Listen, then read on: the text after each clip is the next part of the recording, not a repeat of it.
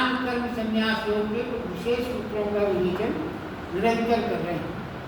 आज इसी क्रम में भगवान ने कहा धर्म यज्ञ के कई अलग अलग भागों में विवेचना की है।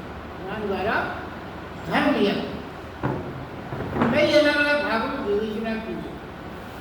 जिन मार्गों पर चलकर साधक परमात्म अनुभूति को प्राप्त, जीवन का उद्देश्य यही माना गया कि परमात्म अनुभूति को प्राप्त करना है।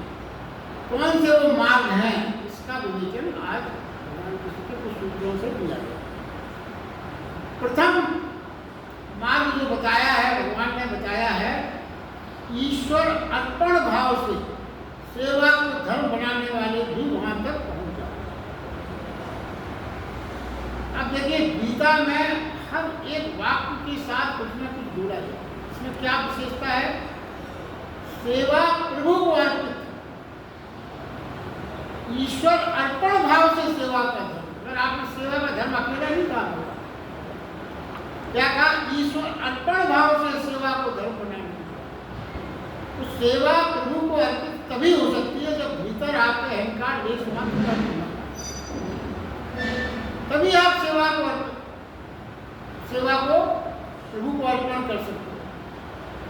नहीं तो आप यही मानोगे कि मैंने किया, मैंने का भाव आ जाएगा। यदि अहंकार होगा तो क्या आएगा? ये सेवा किसने की? मैंने।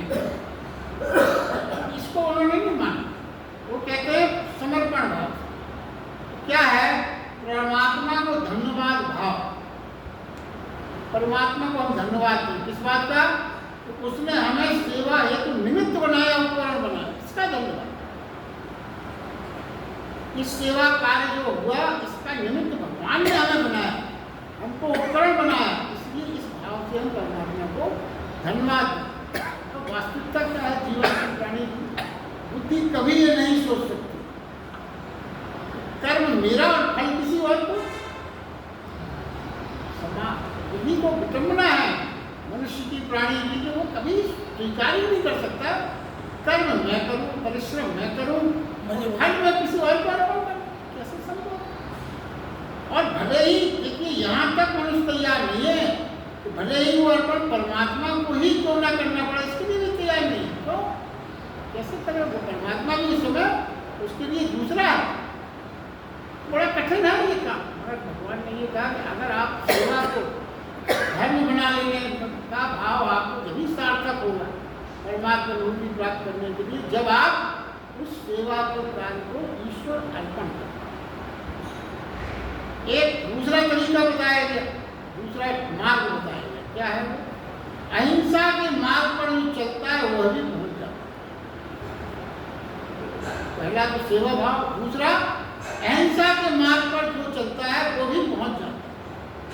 अब देखिए, पूरी विडंबना है गीता, जिसमें आदमी भ्रमित होता है। इसलिए गीता कठिन मानी समझ में है तो बहुत सरल। वो क्या कह रहे हैं? अहिंसा व्रत को ज्ञान यज्ञ करना बताएगा। भगवत प्राप्त होती किससे? अहिंसा से। और कृष्ण ने तो अर्जुन को युद्ध में अहिंसा के उतरने के लिए बार बार कहा। क्या विडंबना है? तो फिर यह अहिंसा का व्रत का उल्लेख विरोधाभास महसूस होता है। तो गीता को सही माने में समझना है तो पढ़ते समय विरोधाभास हमको महसूस होना चाहिए, तभी वो भ्रम दूर होते हैं, तभी गीता का सच्चे माने में सार्थकता से आप समझ सकते हैं। तब विरोधाभास का अभाव होना स्वाभाविक है, क्योंकि श्री कृष्ण अर्जुन से ये कहते हैं, श्री कृष्ण अर्जुन से कि तू हिंसा की फिक्र न कर, क्योंकि कोई मरता ही नहीं। मरने का ख्याल भी भ्रम है। ना कोई मरा है कभी, ना कोई मरेगा कभी। तू हिंसा की बात ही मत सोच और युद्ध में उतर जा, यह आह्वान किया। इस श्लोक में कहते हैं, इस श्लोक में क्या कहते हैं? अहिंसा के मार्ग पर चलने से भगवत प्राप्ति की लक्ष्य प्राप्त होगा।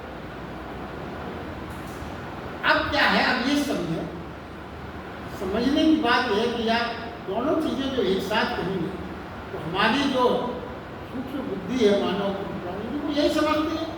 ये तो समझ में नहीं आती बात। एक तरफ हिंसा के लिए, लड़ाई के लिए कह रहे हैं, दूसरी तरफ कह रहे हैं अहिंसा से ही भगवत प्राप्त होती है। एक ही आदमी, एक ही है एक ही व्यक्ति को अलग अलग ऐसे स्टेटमेंट देगा जो बिल्कुल कॉन्ट्राडिक्टरी है, मगर वास्तव में गहराई से समझें तो ये व्यक्तित्व कॉन्ट्राडिक्टरी नहीं है। अभी आगे के विवेचन से आपको ये समझाने का प्रयास किया जा रहा है। क्या है, पहले तो ये स्पष्ट समझें, शायद इसमें इसकी हम समझ नहीं पा रहे हैं, ये समझे कि अहिंसा का मान क्या है, अहिंसा कहते किसको, ये स्पष्ट करो। तो क्या है, यदि मैं किसी को, यदि यह है कि मैं किसी को ना मानूं, और यही हिंसा जैसा हम समझते हैं, हिंसा क्या है, अहिंसा क्या है, किसी को ना मानूं तो अहिंसा हो, यही हमारे दिमाग में। तो अगर ये हम समझें कि मैं किसी को ना मानूं तो फिर श्लोक में कहीं की बात उल्टी हो जाती है। पहले कहा क्या कहा गया था कि अहिंसा के मार्ग का अर्थ बहुत गहरा है, तो पहली बात गलत हो जाती है, कहते कोई किसी को मार ही नहीं सकता, मर ही नहीं सकता। और आप ये सोचो कि अहिंसा जब ही होगी जब किसी को ना मारें, तो फिर वो बात, इसका मतलब ये हो गया कि अहिंसा का मार्ग का मतलब जो है वो कुछ अलग है, बहुत गहरा है, इसको समझना। और ये तथाकथित अहिंसक भी नहीं समझ पाते। भगवान देखिए, बड़े बड़े अहिंसक भी इस अहिंसा के भाव को नहीं समझ पाते। देखिए, अहिंसा का अर्थ ये नहीं है कि तुम किसी को मत मारो, निश्चित है, क्योंकि ये तो भगवान ने कहा है मारने की बात। तो अहिंसा का ये अर्थ ये नहीं है कि तुम किसी को मत मारो, क्योंकि मार सके का अर्थ यही हुआ कि आत्मा मर सकती है। यदि तुमने किसी को मारा, इसका मतलब फिर ये हो गया कि आत्मा मर सकती है। और महावीर स्वामी से लेकर अन्य सभी लोग बड़ी स्पष्टता कहते हैं कि आत्मा अमर है, और अन्य सभी भी कहते हैं आत्मा अमर है। और इतना अमर हो सकता है कि आप क्या कर सकते हैं, ज़्यादा से ज़्यादा शरीर और आत्मा को अलग कर दो। शरीर तो सर्वदा मरा हुआ ही था, और आत्मा मरी हुई नहीं हो सकती, मरती ही नहीं है। तो फिर मरे हुए को मारने से क्या मतलब, कोई मतलब नहीं। और अलग कर दिया आपने, तो कोई मारा तो नहीं, आत्मा तो मर ही नहीं सकती। तो एक तो क्या अलग कर दिया, तो क्या ये अवांछित कृत्य है? इस तरह का काम अगर कर दिया तो क्या ये अवांछनीय कृत्य हो गया? देखिए, अब अहिंसा का मतलब और गहराई से समझाने के लिए तो एक चर्चा की। अहिंसा से महावीर और स्वामी कृष्ण का अर्थ बहुत व्यापक है। वो ये कहते हैं कि मारने की इच्छा मत करो, मारने में रस मत। क्या मतलब हुआ? मरता कोई नहीं है, ये तो सच है कि मरता कोई नहीं, मगर मारने की इच्छा की जा सकती है। मरता कोई नहीं है, मारने की इच्छा की जा सकती है। और पाप मारने से नहीं, मारने की इच्छा से लगता है।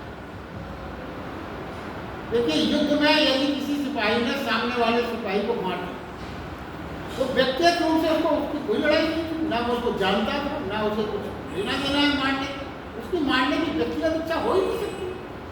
तो उसको पाप क्यों नहीं लगता कि उसकी मारने की इच्छा नहीं थी, फिर भी उसने मारा, क्योंकि वो एक कर्तव्य था, तो उसको पाप नहीं लगेगा। जबकि हिंसा हुई, मारा तो उसने ही, मगर वहाँ क्या विशेषता है, उसको मारने, व्यक्तिगत रूप से उसको मारने की कोई इच्छा नहीं। और वो ये कहते हैं मारने की इच्छा से पाप लगता है। अब देखिए, भगवान की और ये जो है कहाँ कहाँ हिंसा है, इसका समझिए। मैंने एक पत्थर उठाया, आपने किसी ने भी मान लीजिए पत्थर उठाया और आपने किसी को भी मारने के लिए फेंका कि हम इसको मार दें, लगा नहीं, निशाना क्या हुआ, निशाना चूक गया और सामने वाले को कुछ नहीं लगा, बिल्कुल नहीं लगा, मगर हिंसा पूर्ण हो गई। यही रहस्य है। मारा आपने, कानूनी रूप से कुछ नहीं हुआ, क्योंकि कोई लगा नहीं, कोई घायल नहीं हुआ, कुछ नहीं हुआ, मगर वो कहते हैं मगर हिंसा पूर्ण हो गई। क्यों पूर्ण हो गई? क्योंकि मारने की वासना और इच्छा आपके अंदर थी। और वो यहां तक कहते हैं कि आपने पत्थर फेंका, नहीं लगा, ये तो छोड़ दो, पत्थर फेंके बिना मात्र अचेतन मन से पत्थर फेंकने की, मारने की वासना की, इससे भी हिंसा हो। विचार देखिए, इसमें कानून कितना सख्त है। वो कहते हैं उनकी गणित में जो हिंसा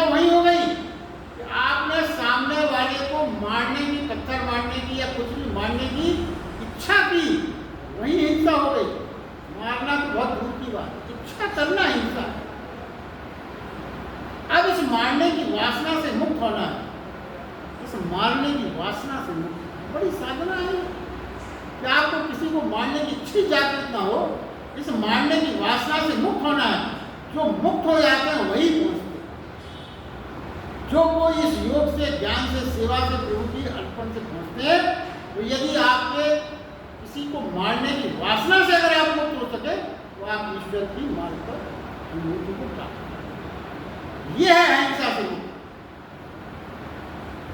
इसको माना गया है। देखिए, अब हिंसा से मुक्ति के मार्ग क्या, भगवत प्राप्ति के सारे मार्ग एक दूसरे से गहरे से जुड़े हुए नहीं है। कोई भी मार्ग अलग अलग नहीं है, देखने में लगता है अलग अलग। क्या है, जब कब नहीं होगा आपके मारने की इच्छा, क्या कब नहीं होगी, इस पर विचार करिए। जब तक मनुष्य इंद्रियों के लोभ में है और उसे कृत्य करने को इच्छित है, तब तक हिंसा से मुक्त संभव नहीं है। सारी हिंसा के भाव क्यों जागृत होते हैं? इसीलिए जागृत होते हैं कि आप इंद्रियों के लोभ में हैं, इंद्रियों के कहने के अनुसार आपका चल रहा है बुद्धि, तो आपके अंदर हिंसा की प्रवृत्ति प्राप्त हो बढ़ेगी। तो इंद्रियां पूरे समय हिंसा कर रही हैं, इंद्रियां जो है पूरे समय हिंसा कर रही हैं।